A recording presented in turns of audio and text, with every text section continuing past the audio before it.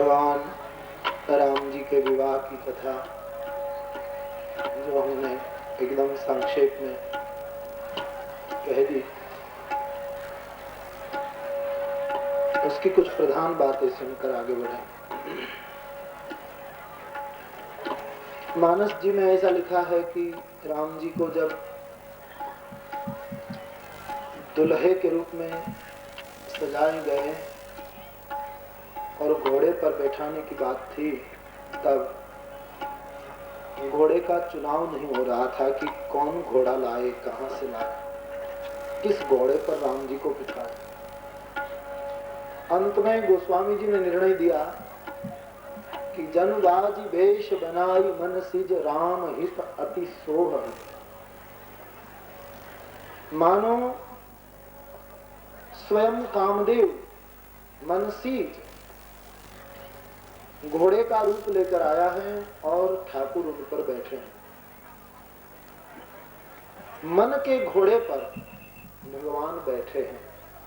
तात्पर्य क्या है इस तात्विक बात कहने का गोस्वामी जी का? हम सबके एक बहुत प्रसिद्ध प्रश्न का ये उत्तर है। ज्यादातर सब लोग यही प्रश्न किया करते हैं कि मन चंचल है। भजन करते हैं तो मन बहुत दिशाओं में दौड़ता है। मन की सबको चिंता लगी हुई है। और उपाय गोस्वामी जी बताते हैं कि यदि मन चंचल है, मन चंचल उनका स्वभाव है। घोड़ा चंचल होना चाहिए। जो घोड़ा चंचल न हो, उस पर बैठने में सवारी करने वाले की कोई बड़ी वो नहीं है। तरल तुरंग और चपल तुरंग होना चाहिए। तो मन चंचल है। चंचलम ही मन कृष्ण प्रमाद बलवत दृढ़म। बहुत कठिन है, बहुत दुष्कर है उसको पकड़ना, ग्रंथकारों ने कहा। लेकिन मन के कुछ अच्छे पल भी हैं। शांति से सोचे तो मन चंचल है, वो बहुत अच्छा है। क्योंकि स्थान बदलता रहता है, कभी यहां लगा, फिर वहां से यहां लगा, यहां से वहां बदलता है। मन यदि चंचल नहीं होता तो आप शांति से सोचिए, भगवान ने मन चंचल बनाया, वो शाप नहीं है, आशीर्वाद है। यदि गहराई से सोचे, क्योंकि हमारे परिवार में अति प्रिय कोई निजी व्यक्ति मर जाए मानो, तो उस वक्त कितना आघात लगता है, मन कितना उदास हो जाता है। और ऐसी ही स्थिति रही, मन उन्हीं में ही स्थिर बना रहे तो क्या हो। लेकिन चंचल मन कुछ दिन रहता है वहां, बाद में दिशा बदल देता है। कोई मरा और उनके वियोग में, उनके आघात में चंचल मन वही उदासी में स्थिर हो जाता, तो मरने वाला तो मौत से मरा, लेकिन हम बेमौत मर जाते। ये चंचल मन की बड़ी कृपा है कि मन स्थान बदल देता है और कुछ दिनों के बाद हम भूल जाते हैं और दूसरे में मन को लगा देते हैं और मन को एक दिशा मिलता है। तो मन चंचल है, वो एक अर्थ में अच्छा है। दूसरी बात, गोस्वामी जी कहते हैं मन का निरोध तो बड़े योगी लोग कर सकते हैं, हमको तो हम कैसे करें? हम तो इतना ही करें कि मन के घोड़े पर प्रभु को बिठा दें, उनकी बागडोर भगवान को दे दें कि तुम संभालो, जहाँ ले जाना, भोग में, योग में, सकाम निष्काम, जहाँ ले जाना, ये बागडोर तुमको सौंप दी। अब सौंप दिया इस जीवन का सब भार तुम्हारे हाथों में, अब जीत तुम्हारे हाथों में और हार तुम्हारे हाथों। मन सौंप दिया प्रभु। मन के घोड़े पर तुम मत बैठो, प्रभु को बिठा दो। बस ये बड़ा सरल उपाय है रामचरितमानस। कई लोग कहते हैं मन को भगवान को सौंप देना क्या अर्थ है कि बाद में मन कहे ऐसा करना नहीं, बस मन कहीं भी जाए तुम अपना काम करो। कई लोग कहते हैं हम माला करते हैं, जप करते हैं तो मन बहुत भटकता है, तो हम कहते हैं बहुत अच्छी निशानी है कि तुमको कम से कम माला करने के बाद पता तो चला कि मन भी भटक रहा है, अब तक तो वो भी पता नहीं। मन चंचल है, बीमारी पकड़ी गई, कभी इलाज भी मिल सकता है, कभी दवा भी मिल सकती है। तो मन की बहुत चिंता मत करो, मन से दुश्मनी भी मत करो, मन को समझाओ। हमारी दृष्टि में तो हमको ऐसा अनुभव में आ रहा है कि मन को जो समझाए और मन को जो समझे उन्हीं का नाम मुनि। मुनि की व्याख्या क्या? जो मन को समझ लेता है, मन को समझा देता है। सूर, तुलसी आदि संतों ने अपने मन को छात्र की तरह समझाया, जैसे शिक्षक अपने विद्यार्थी को समझाता है। मन को ट्यूशन दिया, मन को प्यार से निकट बिठाकर ममता से समझाया, बुझाया, धीरे से समझाया। कैसे कैसे समझाया? प्रमाण से। रे मन, धीरे से, जरा भी तकरार नहीं की मन से। रे मन मूर्ख जन्म गवाए, रे मन मूर्ख जन्म गवाए, रे मन मूर्ख जन्म गवाए, रे मन मूर्ख जन्म करी अभिमान विषय रस गीधो, करी अभिमान विषय रस गीधो, श्याम शरण नहीं आयो, मूर्ख जन्म गवाए, रे मन मूर्ख जन्म गवाए, मूर्ख जन्म गवाए, मूर्ख जन्म गवाए। होत अब के पछताए, पहिले आप कमाओ,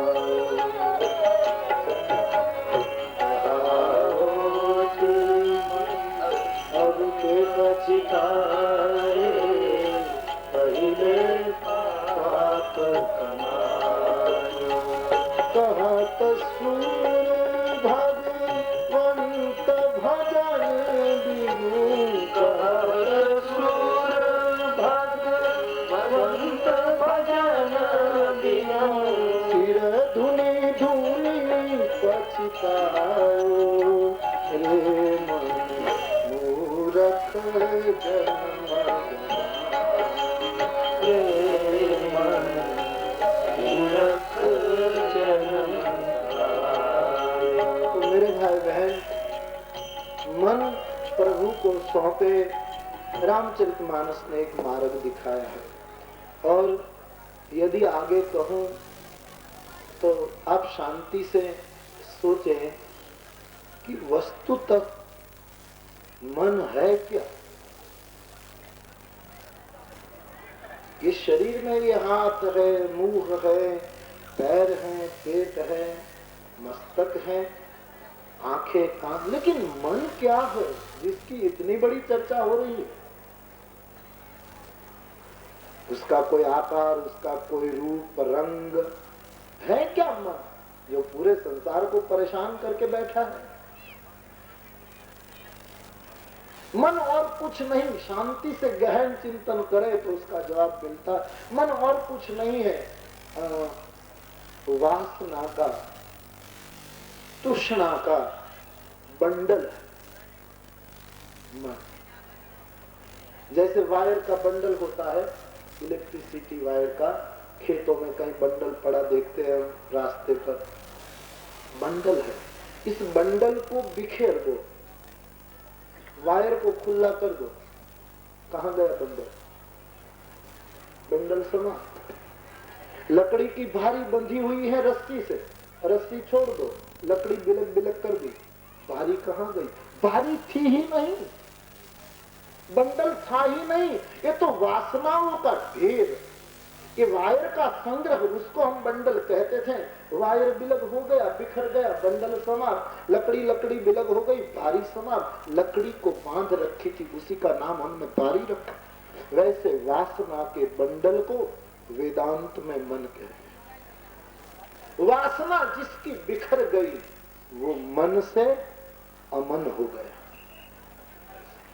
वासना का बंडल छूटा, तृष्णा का बंडल छूटा, मन अमन हो गया, बस और कुछ करना ही नहीं रहता। वेदांत में ऐसी धारणा है, मन अमन बन गया बस। तो हम तो ये नहीं कर सकेंगे, ज्ञान मार्ग की बातें हमारे लिए गोस्वामी जी ये पथ बता रहे हैं कि भाई मन की बागडोर प्रभु को सौंप दो। भगवान को कहो ले जाओ मन को, तुम्हारी जिम्मेवारी। नरक में ले जाओ तो तुम जानो, स्वर्ग में ले जाओ तो तुम जानो, हमने तो तुमको दे, तुम्हें जो करना जो करो, हम तो बैठे हैं। तो मन की लगाम, मन की बागडोर प्रभु को सौंप देते हैं जो, वो भगवान से ब्याह जाता है, उसका ब्याह प्रभु से हो जाता है। तो दो बात याद रखना मेरे भाई बहन, मन का प्यार और बुद्धि का विचार सिवाय परमात्मा किसी को मत देना। भगवान ने धर्म के 10 लक्षण है, उनमें से एक लक्षण नहीं मांगा। भगवान ने भक्ति के 9 प्रकार है, उनमें से एक भक्ति तुमसे नहीं मांगी। योग के 8 अंग है, भगवान ने नहीं मांगा। पुरुषार्थ 4 है, उनमें से प्रभु ने कुछ नहीं मांगा। भगवान कहते हैं 10 लक्षण धर्म के तुम रखो, योग 8 और योग के 8 अंग तुम रखो, भक्ति के 9 प्रकार तुम रखो। मुझे तो 2 चीज चाहिए, तुम्हारे बुद्धि के विचार और मन का प्यार। मय्येव मन आदत, मुझे मन दे दो। गीताकार ने घोषणा की है, मुझे बुद्धि प्रदान कर दो। बस ये 2 चीज, ये 2 गहने लाकर में रख दो बैंक के और चैन से सो जाओ। जिन्होंने अपने गहने बैंक के लाकर में रख दिए उसको कोई चिंता नहीं, चिंता बैंक वालों को। ये बड़े मूल्यवान गहने हैं मन बुद्धि, उसको भगवान के शरण में रख दे और भक्त साधक चैन से सो जाए। सौंप दिया तुम्हें, तुम संभालो। तो रामचरितमानस ये सूत्र देता है, मन प्रभु को सौंपा, बात बनी। वर घोड़ा दुल्हे की सवारी मंडप के द्वार पर आई है, परिछन किया है और जनक महाराज और सुनैना ने राम जी के चरण पखाले। सुवर्ण पात्र में पवित्र जल से राघव के चरण धोए। गोस्वामी जी कह रहे हैं, ते पद पखारत भाग्य भाजन, जनक जय जय सब कही। सब लोगों ने जनक जी की जय जयकार कही कि भाग्य भाजन जनक जी चरण धो रहे। चरण धोने का अर्थ है अहंकार छोड़ना। हम किसी को सर तभी झुका सकते हैं जब 10-15% अहंकार छोड़ा हो। हम किसी को बहुत ज्यादा तभी झुक सकते हैं जब 30% अहंकार छोड़ा हो। हम किसी के चरणों को तभी स्पर्श कर सकते हैं जब कभी 60-70% अहंकार छोड़ दिया हो। हम किसी को दंडवत तभी कर सकते हैं जब 90% अहंकार छोड़ दिया हो। और किसी के चरण को धोकर चरणामृत तभी ले सकते हैं जब 100% अहंकार छोड़ा।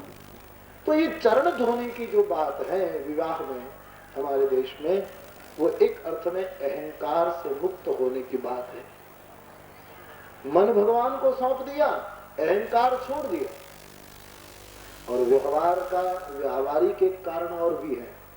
ससुर दामाद के चरण धोता है कन्या के सामने, इसका मतलब बेटी को इशारा है कि मैं तेरा बाप हूं, फिर भी इनके चरण को धो रहा हूं। बेटी इन चरणों की सेवा करिए, आज से तेरा ईश्वर ये है। एक इशारा था हम भारतीयों का अपनी बेटियों को। तो अहंकार से छुटकारा मिला और अब दर्भ के, कुश के तिनके और जानकी का हाथ लेकर जनक सुनैना ने अपनी बेटी राम जी के हाथ में दी। राघव ने पानी ग्रहण किया। कन्या दान है निष्काम कर्म। जब बाप कन्या को देता है तो उसको कोई कामना नहीं होती। बाप चाहता है कि कन्या मैं दूं और कुछ मिले। वो प्रथा, लेने देने की प्रथा तो आज के संसार में आ गई है कि बेटी के बदले में, बर के बदले में जो लोग लेन देन की बात करते हैं, दहेज आदि की जो बात है, वो तो वहां तो एक निष्कामता है। प्राचीन भारत में निष्काम, दुनिया में एक ही दान ऐसा है जिस दान को देकर दाता निरअहंकारी हो जाता है, बाकी हर दान में अहंकारी हो जाता है। रुपये दिया, अहंकारी हो गया। लेकिन एक दान ऐसा है, कन्यादान, जिसमें देने के बाद बाप कन्या पक्ष वालों के सामने सर झुकाए खड़ा रहता है, हमारी बेटी का ख्याल करियो। एक ही दान है ऐसा, कन्यादान। तो वो निष्काम प्रवृत्ति का एक उदाहरण है। तो जब मन भगवान को सौंप दिया जाता है, अहंकार से निवृत्ति आ जाती है और हमारे जो काम हम करें निष्काम कर्म से करें। जैसे पोस्टमैन, टपाली मनी ऑर्डर लाया या किसी के शोक का टेलीग्राम लाया, उसको कोई लेन देन देकर चला गया, मनी ऑर्डर भी दिया, किसी के मरने की खबर की चिट्ठी भी दी, टपाली को कोई ऐसे उदासीन भाव से कर्म करें। ऐसा जब हो जाता है, तब वशिष्ठ जी ने राम जी के पीताम्बर को और जानकी जी की 5 रंग की चुनरी को लेकर गठबंधन कर दिया। इसका मतलब हमारी गति अध्यात्म जगत में इतनी हो जाए तो कोई न कोई सद्गुरु ईश्वर के साथ हमारा गठबंधन कर देता है। परमात्मा के साथ हमारा ब्याह का गठबंधन हो गया। और जब गठबंधन हो जाता है सद्गुरु के माध्यम से, बाद में भांवरी मंगल फेरे शुरू हो जाते हैं। जानकी जी आगे और पीछे राम जी भांवरी लगा रहे। इसका मतलब ईश्वर के साथ जब हमारा गठबंधन हो गया, बाद में तो हम जहां जाएंगे ईश्वर हमारे पीछे पीछे खड़े, जहां गए भगवान पीछे। ये पूरे ब्याह में हम सबके परमात्मा के साथ ब्याहने की चाबी बताई, युक्ति बताई। लेकिन गोस्वामी जी बहुत सुंदर कहते हैं कि जानकी जी और राम जी के वस्त्र की जब गांठ बांधी, राम जी ने पीताम्बर पहना था और जानकी जी ने 5 रंग की चुनरी पहनी थी, गठबंधन। लेकिन जब ब्याह हो गया और जानकी जी अयोध्या गई, तो बाद में कभी 5 रंग की चुनरी जानकी ने पहनी ही नहीं, सारी 5 रंग की पहनी। बाद में एक ही रंग की साड़ी पहना करती थी वैदेही, और वो नील रंग की। गोस्वामी जी को किसी ने पूछा कि जानकी जी को आपने नील रंग की बाद में पूरे जीवन साड़ी क्यों पहनाई, पहले 5 रंग की पहन? बोले जब तक शादी नहीं होती ईश्वर से, तब तक व्यक्ति के 5 रंग हुआ करते हैं। लेकिन एक बार जब ब्याह जाता है, तब तो 5 रंग नहीं होता, तब तो एक ही रंग होता है, और वो राम का रंग, क्योंकि राम नील रंग के है। नीलांबुज श्यामल कोमलांगम सीता समारोपितवाम भागम पाणौ महासायक चारु चापम नमामि रामम रघुवंशनाथम। ईश्वर के साथ व्यक्ति ब्याह जाता है, तब तो एक ही रंग होता है, बाद में 5 रंग हो सकते हैं। संसार में फंसे हैं, शब्द स्पर्श रूप रस गंध न जाने कई रंगों में भटकते हैं, लेकिन जो प्रभु से ब्याह जाए, इसलिए तो मीरा की वो प्रसिद्ध बात,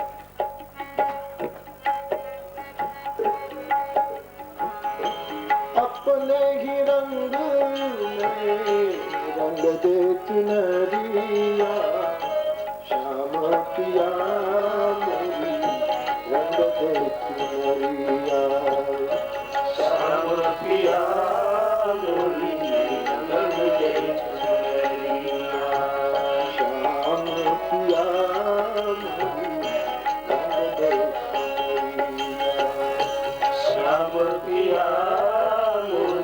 रंग दे चुनरिया, श्याम पिया लाल नारंगाऊ में हरी नारंगाऊ, लाल नारंगाऊ, अब और कोई रंग नहीं, एक ही हरी नारंगाऊ, लाल नारंगाऊ में हरी नारंगाऊ, लाल नारंगाऊ हरी नारंगाऊ, अपने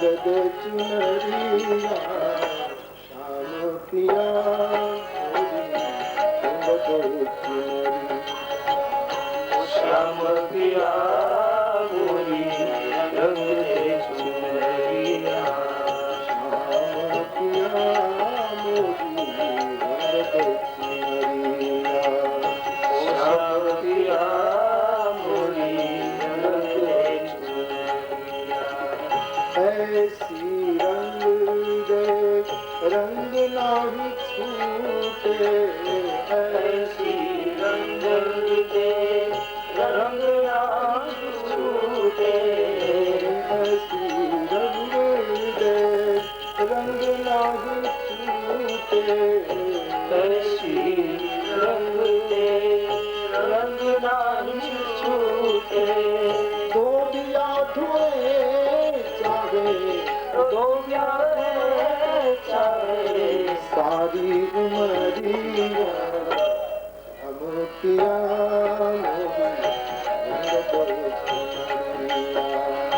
श्याम पिया मोरी रंग दे चुनरिया श्याम पिया मोरी रंग दे चुनरिया श्याम पिया मोरी रंग दे चुनरिया रंग दे चुनरिया रंग दे चुनरिया रंग दे चुनरिया रंग दे चुनरिया रंग दे चुनरिया रंग दे चुनरिया। तो विवाह पद्धति में ऐसे कुछ सूत्र मिलते हैं। तो राम और जानकी का गठबंधन सदगुरु ने कर दिया। बस ऐसे ही हमारा परमात्मा के साथ गठबंधन सदगुरु के माध्यम से हो सकता है। और बाद में हम जहाँ जाएंगे हमारे पीछे पीछे भगवान भावरी लगाते रहेंगे। चार मंगल भावरी हुई तो गोस्वामी जी कहते हैं सीताराम जी की जब मंगल भावरी लग रही थी तो मनियों के खंभों में सीताराम जी की प्रतिमा जगमगा रही थी। ऐसा सुंदर मंडप बनाया था। तो लगता था ऐसा कि खंभों में मानो कामदेव और रति छिप करके राम विवाह देख रहे हैं। किसी ने जाकर खंभ के पास जाकर कामदेव और रति को कहा कि सब देवता लोग आए हैं विवाह देखने के लिए, तुम खंभों में क्यों छिपे हो, तुम भी बाहर आ जाओ और विवाह देखो। तो कामदेव ने कहा कृपया जरा धीरे से बोलो, क्यों हम बाहर नहीं आ सकेंगे, क्यों कि सुना है बारात में शंकर जी आए हैं, इसलिए हम बाहर नहीं आएंगे क्योंकि वो हमको खत्म कर देंगे। राम के विवाह में काम छिप जाता है, जीव के विवाह में काम प्रकट हो जाता है। यही तो जीव और शिव के विवाह की एक घटना है। जब ब्याह यानी मंगल भावरी चल रही थी तब भगवान वशिष्ठ जी को विचार आया, शतानंद जी को कहा और जनक जी को सुनाया कि मिथिलेश, हाँ भगवान, जैसे जानकी और राम का ब्याह हुआ वैसे हमारे 3 राजकुमार कुंवारे हैं, लखन, शत्रुघ्न, भरत जी, और मैंने सुना आपकी 3 बेटियां श्रुत, कीर्ति, मांडवी, उर्मिला, तीनों, इनको ब्याह साज संवार करके ले आइए ना। जनक जी बहुत राजी हो गए। बाप जी बहुत सुंदर आपने वो निर्णय दिया। तुरंत तैयारी कर दी गई। श्रुत, कीर्ति, मांडवी और उर्मिला को ब्याह साज संवार के मंडप में लाई गई। लखन जी के हाथ में उर्मिला सौंप दी गई, श्रुत, कीर्ति शत्रुघ्न को और मांडवी जी श्री भरत जी को। चारों दंपति का ब्याह एक मंडप में हुआ। श्रुत, कीर्ति, मांडवी और उर्मिला के ब्याह का विस्तार नहीं बताया, 1-2 पंक्ति में छंद में तुलसीदास जी ने शादी करवा दी, ज्यादा विस्तार नहीं। गोस्वामी जी को किसी ने पूछा कि ये 3 शादियां जो पीछे हुई वो एकदम आपने क्यों, बोले एक बार व्यक्ति का राम से ब्याह हो जाए बाकी तो सब प्रसंग फटाफट पूरा हो जाएगा। राम के साथ हम जुड़ते नहीं, इसलिए श्रमित है, इसलिए प्रसंग को थकावट लगती है कि नहीं हुआ। जब साधक ब्याह जाता है तब तो उनके सभी प्रसंग भगवान तुरंत पूरा कर देते हैं। तो चारों भाइयों का ब्याह एक मंडप में हुआ। चारों दंपति को लेकर के मिथिलानी महिलाएं कोहबर में ले गए। लोक रीति हमारे यहाँ वेद रीति और लोक रीति दोनों चलती है ब्याह में, विवाह में। तो मिथिला की लोक रीति तो बड़ी प्रसिद्ध है, कोहबर वाली लीला तो बड़ी प्रसिद्ध है। कोहबर में यानी महल में कोहबर मिले, कोहबर का एक अर्थ मिथिलावासी करते हैं कि वहाँ दुल्हे ही होते हैं और कन्याएं और उनकी सखियां, और कोई वहाँ जा ही नहीं सकता। तो कोहबर में ऐसी लोक रीति होती है कि उससे निर्णय करना होता है कि कोहबर कन्या और वर में कोहबर श्रेष्ठ कौन बर है वस्तुतः, उसकी लोक रीति की जाती। तो जब सखियां राम लखन भरत शत्रुघ्न को ले गई, श्रुत कीर्ति उर्मिला मांडवी वैदेही और सखियां, तो मिथिलानी महिलाएं कहने लगी इसमें कोहबर बर कौन है? तो राम जी तो बड़े संकोची, कुछ बोले नहीं।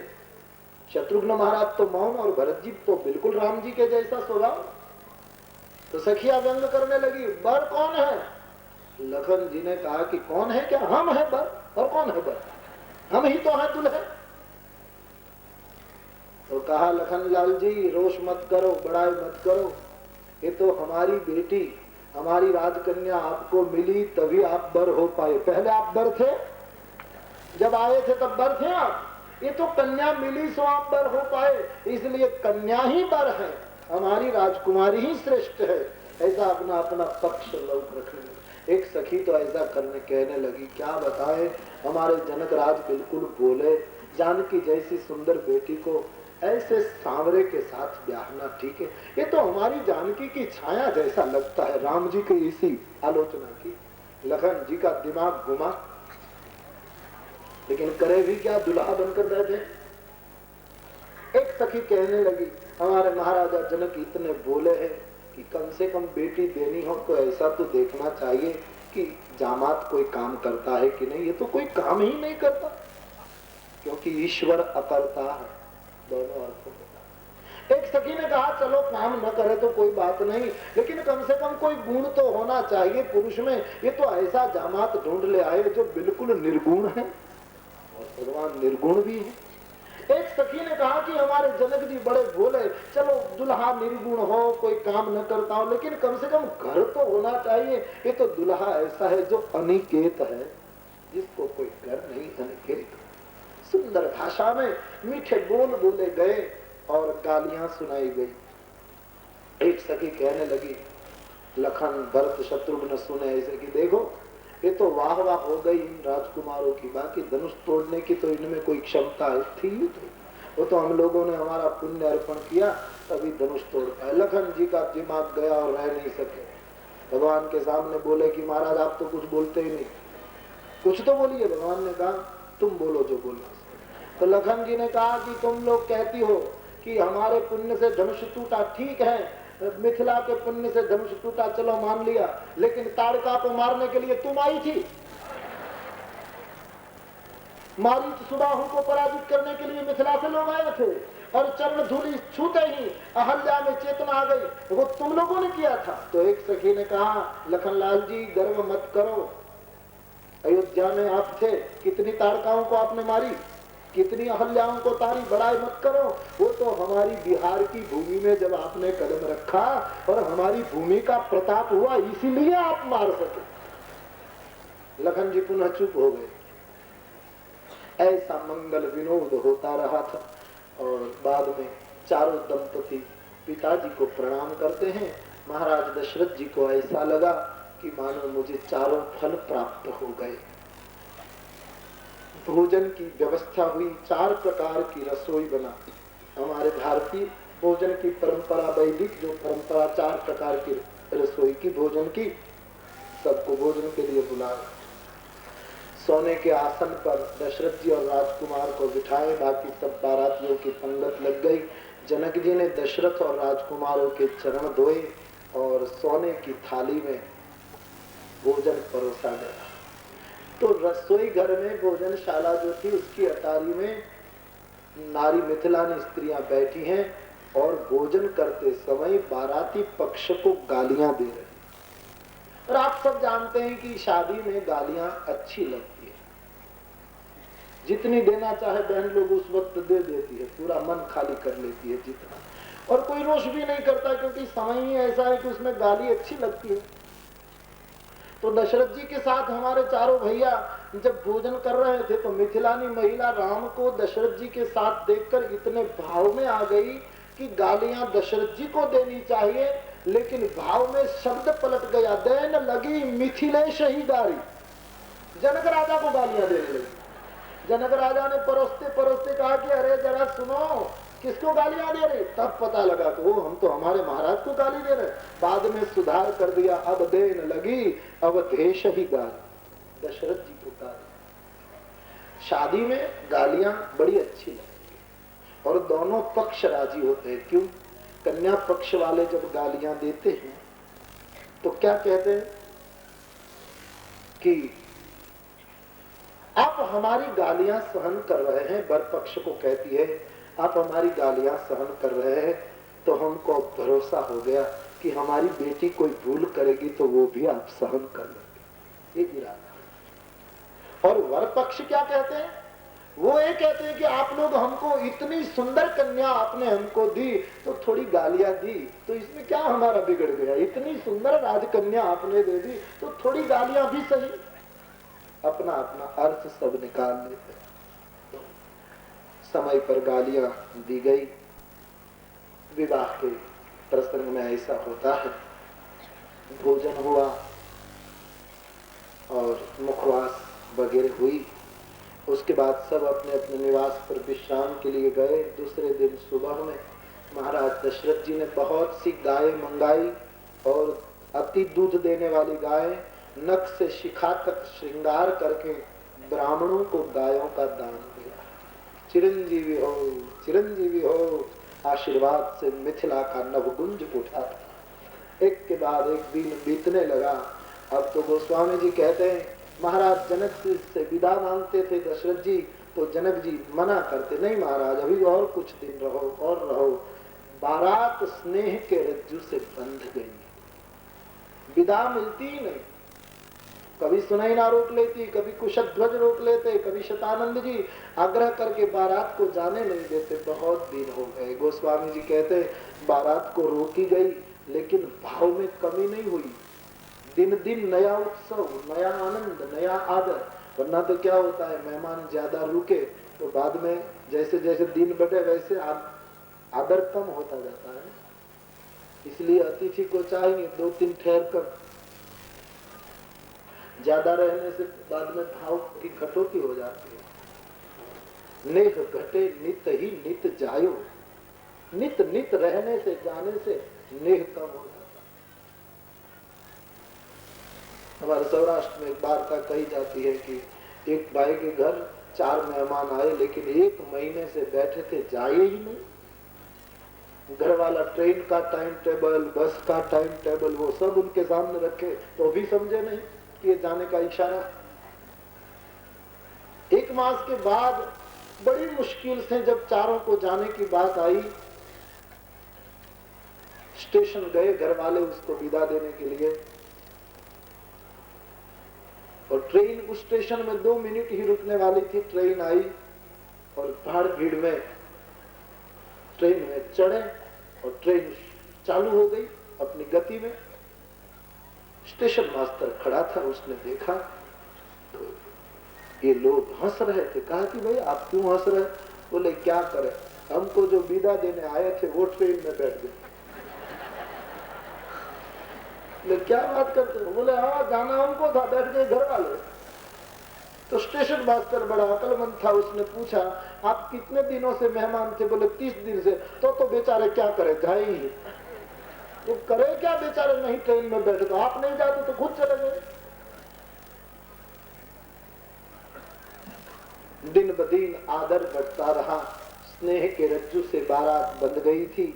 ऐसे दिन बीते। अब विश्वामित्र जी को प्रार्थना की गई दशरथ जी की ओर से कि आप जनक जी को समझाओ, बड़े ज्ञानी हैं वो, कि जिसका संयोग होता है उसका वियोग होता ही है। संयोग सुखद है तो वियोग दुखद होगा ही।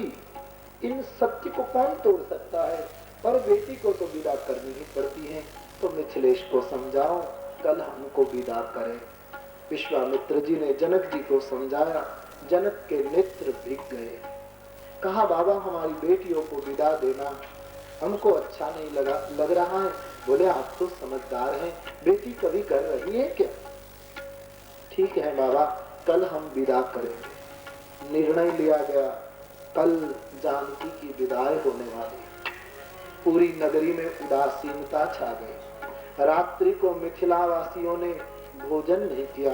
हमारी श्रुतकीर्ति, हमारी मांडवी, हमारी वैदेही, हमारी उर्मिला कल चली जाएगी। रात्रि भर प्रस्थान की तैयारियां चली।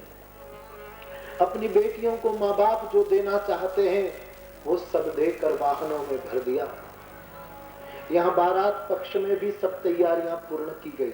अब सुबह हो, बस इनकी प्रतीक्षा थी। सुबह में चारों भाइयों को, राजकुमारों को, सास को प्रणाम करने और आशीर्वाद देने के लिए दशरथ जी ने भेजे।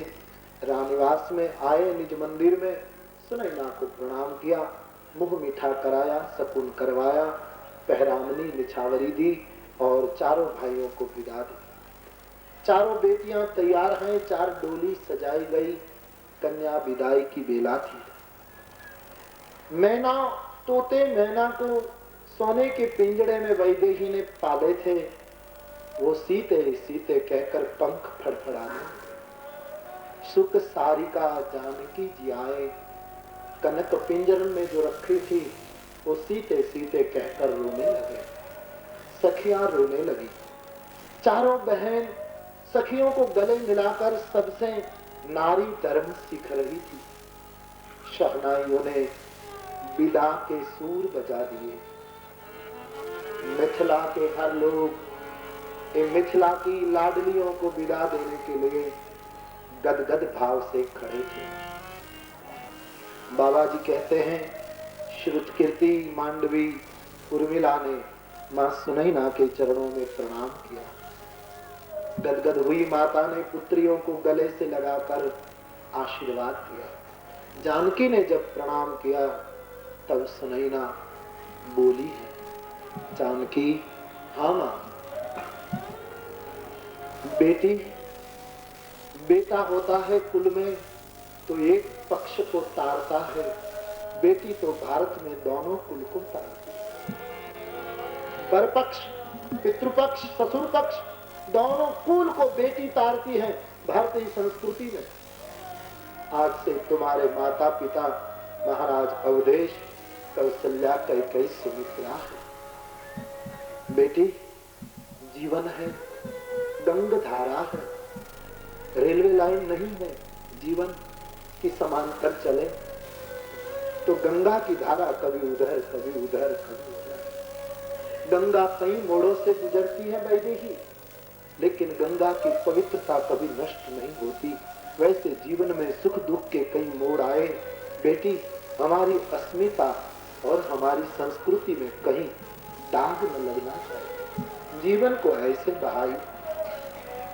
पुत्रियां रोने लगी। क्या भारत की माता अपनी बेटी को सलाह देती? मानस से सीखी। सास ससुर गुरु सेवा करे, सास ससुर गुरु सुनैना कह रही करे, सास ससुर गुरु सेवा करे, सास ससुर गुरु सेवा करे। पति रूख लखी आयसु अनुसरे, पति रुख लगी आयसु अनुसरे। सास ससुर गुरु सेवा करे, सास ससुर गुरु सेवा करे। धन्य है भारत की परंपरा। केवल इतना नहीं कहा कि सास ससुर की सेवा करियो, साथ साथ कहा रघुकुल के गुरु की भी सेवा करियो। तुम्हारी अध्यात्म संपदा का जो रक्षक है उन्हीं की भी सेवा करियो। और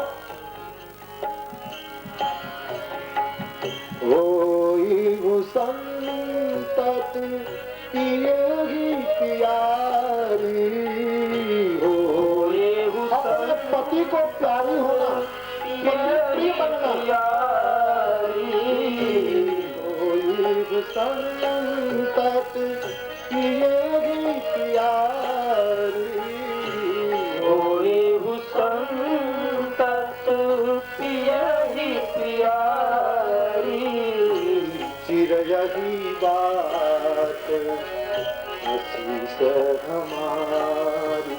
तुम्हारा ही बात चिर हो, सुहागमन हो, आशीर्वाद देने लगी। चिर यही बात आशीष हमारी। चिर यही बात आशीष हमारी। सास ससुर गुरु सेवा करे। सास ससुर गुरु सेवा करे। पति रुख लखिया कर कदम उठाना बेटी। पति तुम्हारा परमेश्वर है, भारतीय परंपरा। बेटियां रोने लगी, माँ उसको संस्कार का दाइजा देने लगी, बार बार गले लगा रही।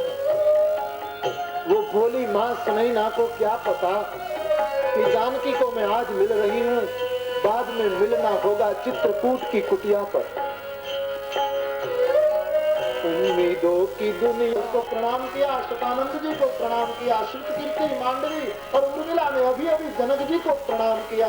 अभी तक तो जनक जी अपने आप को काबू में रख पाए, लेकिन जब वैदेही ने प्रणाम किया, बाबा जानकी प्रणाम कर रही है, तब जनक जी रो पड़े। मैं की महाजाग जानकी मर्यादा टूट गई। जानकी का हाथ पकड़ करके लिन हलाई उरलाई जानकी, और मैं की महामर्याद जानकी विदेह विदेह हो गए। सब समझाने लगे राजन को, महाराज धीरज रखो, बेटी को तो विदा करनी ही होती है। मैंने आपको पार्वती विदाई में भी कहा था कि बेटी की विदाई जितनी पिता को दुख देती है, इतनी और किसी को नहीं देती। क्योंकि बाप बेटी का हिंदुस्तान में बड़ा मधुर अद्भुत निस्वार्थ संबंध।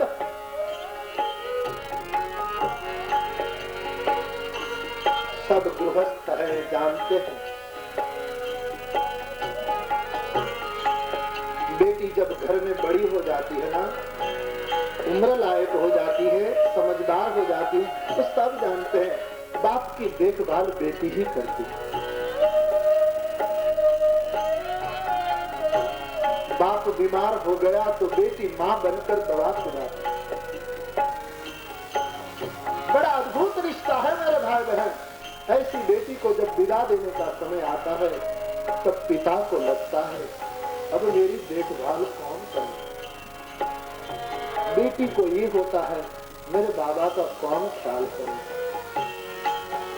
ममता है, कौन बच पाया ममता से। लोग कहते हैं कन्या गरीब मानी जाती है, बेटी को हम गरीब कहते हैं, गाय और बेटी को गरीब कहते हैं। लेकिन हमको कहने दो, बेटी गरीब है, लेकिन संसार में सबसे गरीब है बेटी का बाप। बेटी का बाप सबसे गरीब है।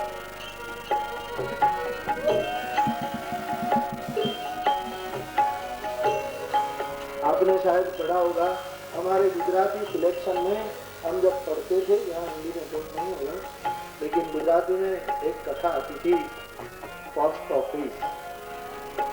एक मुस्लिम फकीर की कथा आती, जब हम पढ़ते थे। उसकी पत्नी मर गई थी। इस मुस्लिम फकीर का नाम था अली, उसकी बेटी का नाम था मरियम। मरियम की शादी की। गरीब झोंपड़े में रहता था फकीर अली। उनके बुढ़ापे का एक ही सहारा था, अपनी बेटी मरियम। मरियम को देखकर वो अपने बुढ़ापे को संभाले हुए था।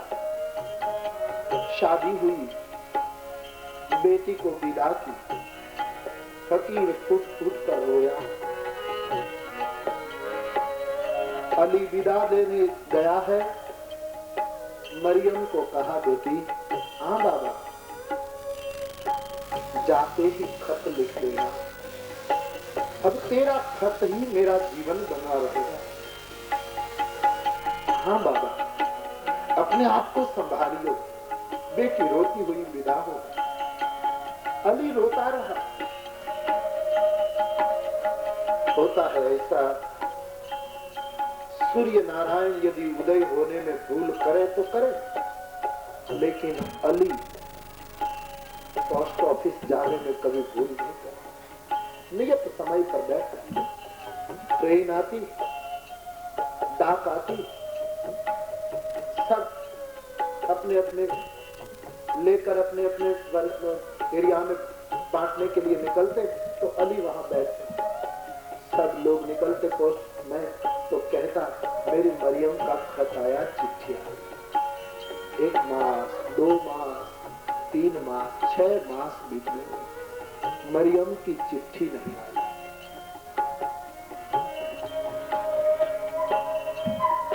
इस पोस्ट ऑफिस के लोगों ने मान लिया कि ये पागल हो गया, लगता है कौन उसको चिट्ठी लिखने वाला है।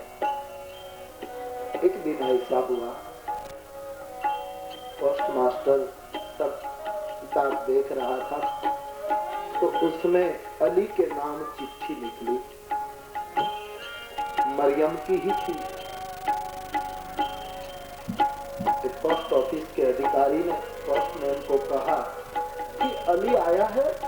बोले शायद पूछना नहीं चाहिए, होगा ही। तो बोले जरा तपास करो ना, कितना खुश हो जाएगा। उसकी बेटी की चिट्ठी आई, 6 मास से इंतजार कर रहा। एकदम आदमी दौड़ा और ऑफिस के बाहर जाकर देखता है तो बड़ा हैरान है, अली नहीं था। साहब, हाँ, आज अली नहीं आया। नहीं आया?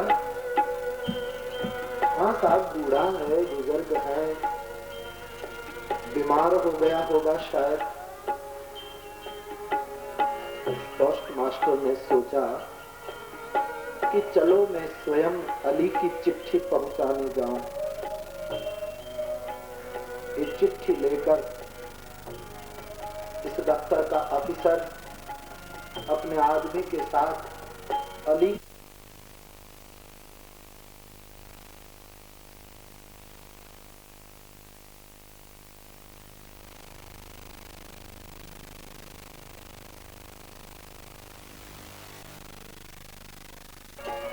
क्या कहते हो? हाँ साहब, हम गरीबों का फरिश्ता था तो गरीब, लेकिन पहुंचा हुआ फकीर था। आज सुबह 5 बजे मर गया, लेकिन अच्छा हुआ साहब आ गए आप। अली मरते मरते अपने बिस्तर में अपने नाम एक चिट्ठी छोड़ गया है। आइए हम आपको बताएं। ले गए सर अली के झोंपड़े में, एक गरीब का झोंपड़ा, फटा बिस्तर, चारपाई टूटी।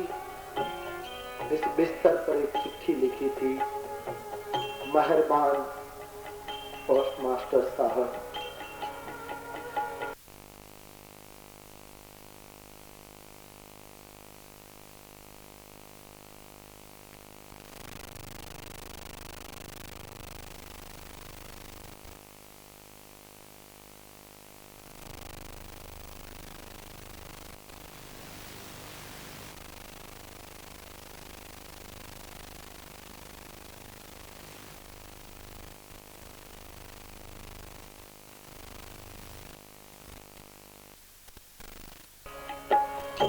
चारों राजकुमार को जनक मिले, राम जी को तो ब्रह्म की भांति मिले।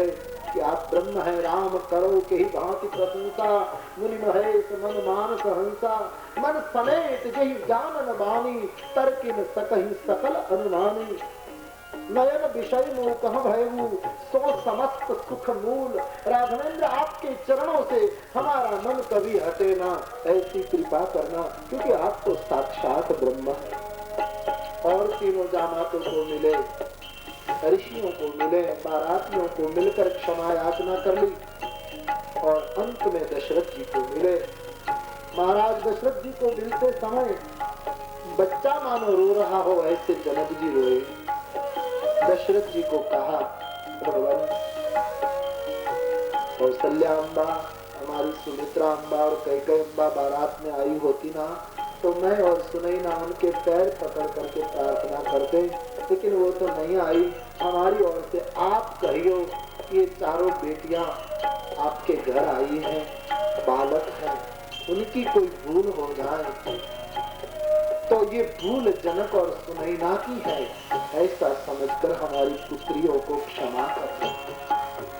दशरथ जी ने कहा, राजन ऐसा मत बोलिए, आपकी बेटी हमारी बेटी। बहुत समझाया जनक जी को। तुलसीदास जी कहते हैं, जा रहे हैं सब डोलियों के पीछे पीछे, बहुत दूर गए। अब वशिष्ठ जी ने दशरथ जी को कहा कि जनक जी बहुत दूरी पर आ गए, अब उसको कहियो जाए। विदा हो गई। मानसकार कहते हैं, दशरथ जी ने रथ को रोक लिया और जनक जी को समझाया कि अब आप लौट जाइए। हो गई विदा। जनक और सुनैना अब लौटते हैं, लेकिन संतों ने कहा है कि जब वो लौटते हैं तब अंतिम बार वो मिल रहे हैं अपनी चारों बेटियों को।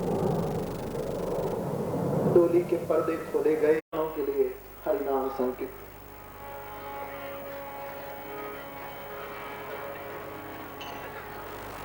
भज रे मन दीन दयाल दयाल, भज रे मन, सब गाइए, भज रे मन दीन दयाल दयाल, भज रे मन दीन दयाल दयाल, भज रे मन